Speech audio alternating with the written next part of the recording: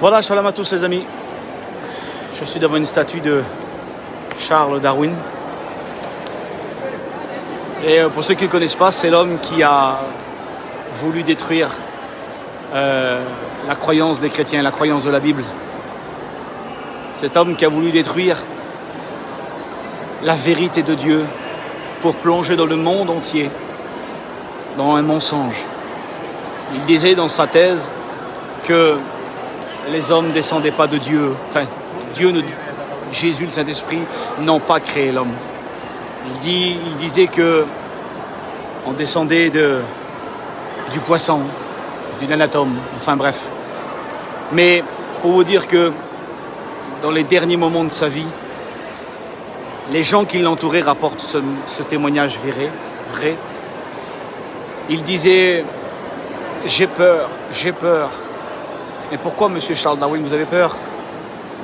Vous avez marqué votre temps, vous avez laissé des livres, vous avez marqué le temps, vous avez marqué le monde. Et il disait « J'ai peur. » Mais pourquoi? Il dit « Parce que j'ai peur, parce que je vais rencontrer mon Créateur. » Donc lui-même était convaincu de l'existence de Dieu.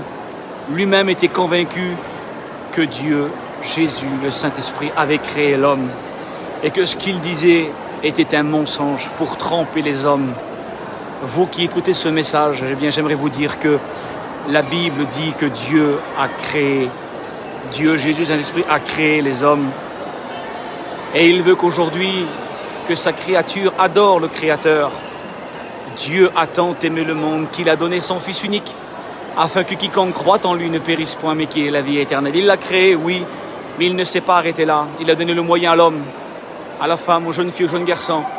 Il a donné le moyen d'être sauvé à travers Jésus-Christ, son Fils.